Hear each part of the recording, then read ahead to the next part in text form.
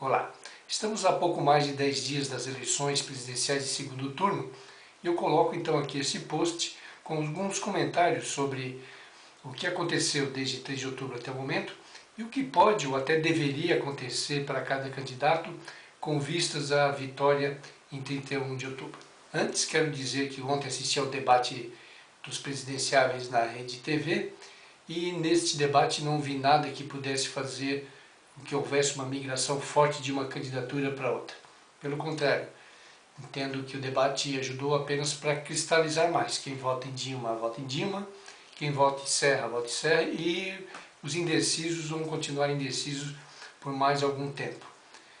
Afora isso, apenas a questão de Serra aparentar mais preparado para os debates, com o gestual, com a própria fala, com a postura, ao contrário de Dilma, que não tem, sob esse aspecto, não tem se apresentado bem. De conteúdo, até não se discute, mas sobre o aspecto da apresentação em si, ela vem incorrendo sempre nos mesmos erros, que é a questão da postura, do gestual, muitas vezes inadequado, mas principalmente pela fala em que ela diz muito eu acho, e o candidato ele não pode achar muito, ele tem que ter certeza, porque é essa certeza que passa a segurança para o seu eleitor.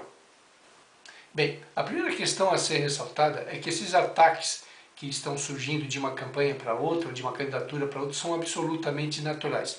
No segundo turno, em que só tem duas possibilidades, é natural que as estratégias dos candidatos mudem significativamente. E nesse caso mudou muito mais a campanha da Dilma. Até porque com o advento do segundo turno, o Serra conseguiu um momento psicológico positivo muito melhor.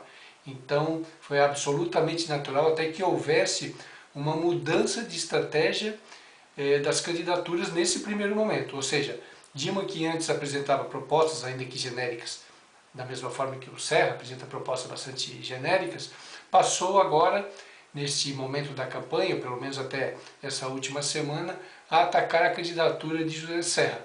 E esse passou a apresentar mais propostas, justamente aproveitando esse momento positivo que sua candidatura vem experimentando. Eu diria que nos primeiros dias, principalmente com o advento do programa eleitoral, Serra teve uma ligeira vantagem. E isso inclusive se refletiu nas pesquisas que começaram a apontar uma aproximação de Serra e uma outra até apontando um empate técnico.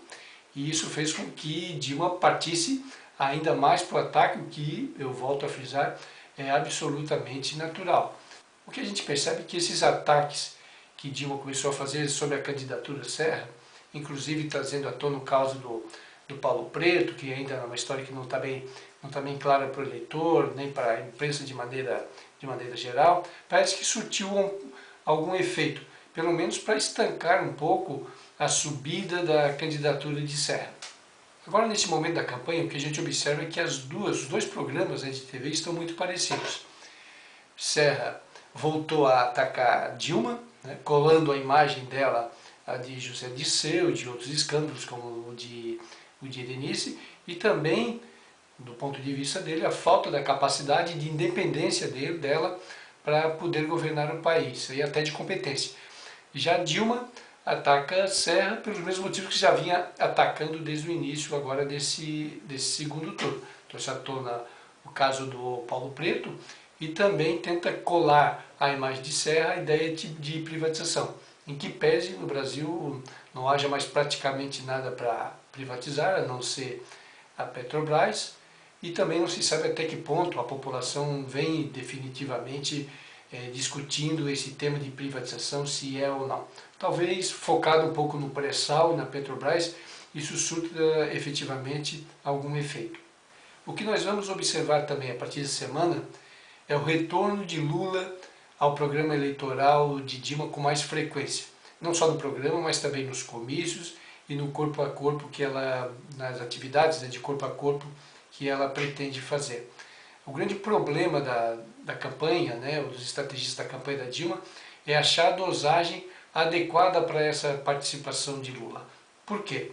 Primeiro porque ela, a muito custo, tem conseguido construir uma imagem mais de independência, ou seja, de que não está a tiracolo do Lula, que é capaz de tomar decisões, de que é responsável para isso, que tem competência e capacidade para isso.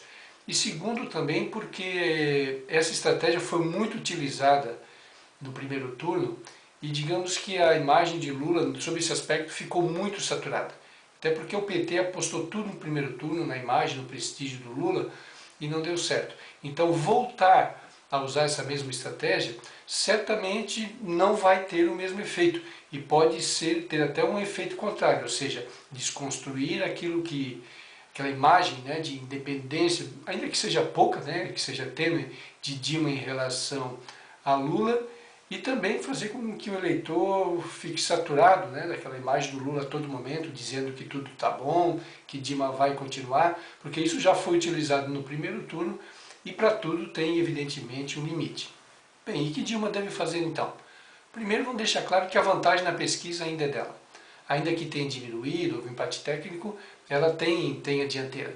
E eu mesmo acredito que, passado a euforia da campanha do PSDB de ter ido pelo segundo turno, há uma tendência de um alargamento da vantagem de Dilma agora nas próximas pesquisas, para que depois se estreite novamente, que a disputa se torne mais acirrada na última semana. Acho que isso é bem possível, nem tão provável, mas muito possível de acontecer.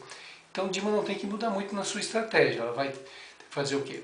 Continuar criticando o Serra, tentando desconstruir a imagem mais de estadista, de independência, de capacidade para resolver os problemas que o Brasil ainda vai enfrentar, o que é absolutamente natural, sem esquecer tudo de positivo, tudo de bom que eles vêm propagandeando desde os últimos anos, né? Isso não é nem agora da campanha eleitoral.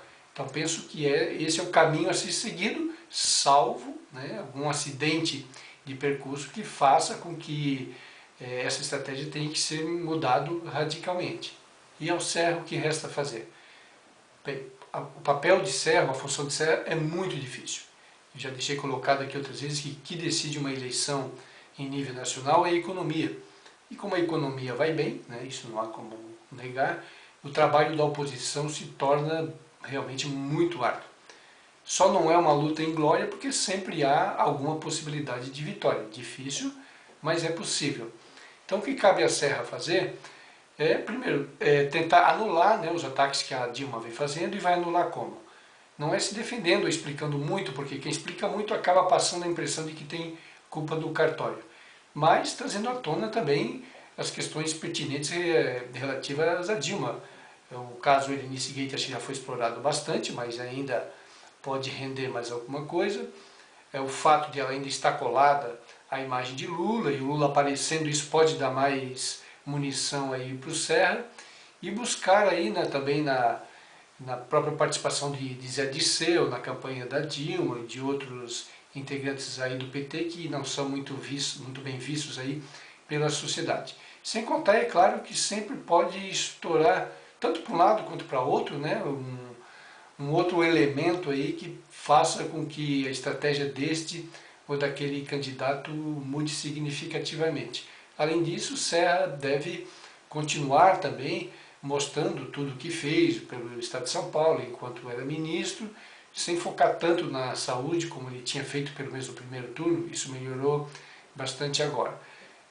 Não creio que essa imagem de privatização vá durar muito como tema, e também é possível que eles tenham pesquisas qualitativas, é possível não, é quase certo que eles tenham pesquisas qualitativas que indiquem a relevância ou não desse tema aí para o debate político em relação agora ao segundo turno.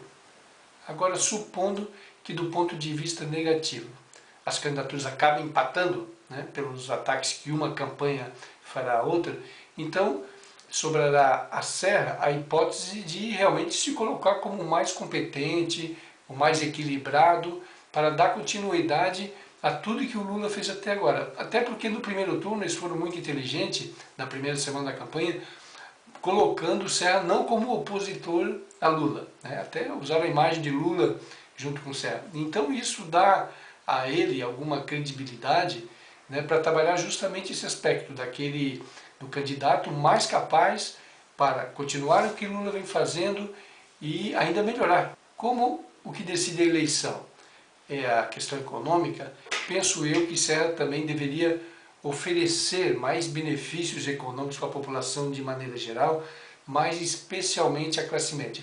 Serra já está oferecendo, ao meu ver até corretamente, do ponto de vista estratégico, um salário mínimo de R$600. E eu penso que se ele voltasse um pouco a atenção à classe média agora, oferecendo algum tipo de benefício, ele conseguiria alavancar alguns votos que hoje estão com o PT.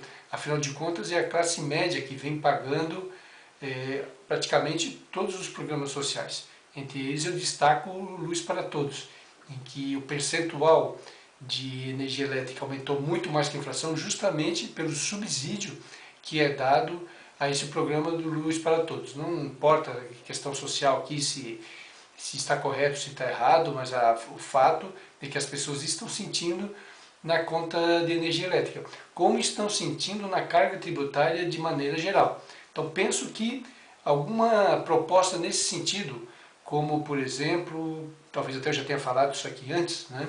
Mas mexendo no imposto de renda, né? Oferecendo uma correção na base de cálculo do imposto e pelo menos a possibilidade de descontar todos os gastos de educação, né, que hoje estão reduzidos a um percentual que muitas vezes não cobre nem a metade dos custos que uma família tem com um filho, quanto mais com 2 ou 3 filhos, que é o padrão ainda da família média brasileira. Penso então que Serra, mantendo essa estratégia de se colocar, né, com alguém mais capaz para continuar os programas de Lula e a política econômica do Lula, que na verdade é a continuação da política econômica do Fernando Henrique Cardoso, e também oferecendo benefícios mais pontuais, né, nesse caso ir para a classe média, seja com imposto de renda ou qualquer uma outra fórmula aí que a campanha dele venha oferecer, é capaz de dar um bom fôlego, um bom upgrade aí na campanha dele e fazer com que ele chegue muito próximo, ou bem em igualdade de condições no dia 31 de outubro.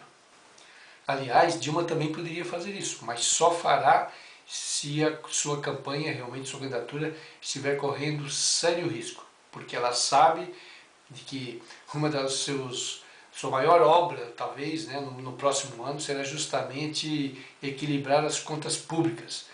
E ela não vai abrir mão de imposto, seja de renda, seja de qualquer outro tipo de imposto, sem que seja extremamente necessário. Partindo agora para um raciocínio mais eleitoral, eu penso que Serra deveria focar os próximos dias da campanha muito mais no estado de São Paulo e de Belo Horizonte. Lula e Dilma já estão fazendo isso. Por quê? Porque só São Paulo teve 20% dos votos válidos na eleição no primeiro turno. Se somarmos isso mais 10% de Belo Horizonte, isso significa que ganhar 1 ou 2% nesses estados pode decidir a eleição agora no dia 31 de outubro. Aliás, esse foi talvez o ponto mais interessante do debate, voltando um pouquinho ao debate, né, que teve na Rede TV. Porque Serra percebeu que Dilma estava focando muito o eleitor de São Paulo, fazendo críticas até às suas ações, e Serra, percebendo essa atitude, teve uma boa saída, dizendo que a campanha em São Paulo já tinha sido decidida, que o PT perdeu, que o PSDB ganhou, e que, portanto, ela estava desrespeitando o eleitor de São Paulo, ou desconsiderando até a capacidade do eleitor de São Paulo de escolher quem era o melhor, ou quem é, né, o melhor governante para si. Bem, creio que é isso. Espero que você tenha gostado. Fique à vontade para fazer seus comentários, suas críticas. E eu volto daqui uma semana, provavelmente com o último post antes do segundo turno. Obrigado e um abraço.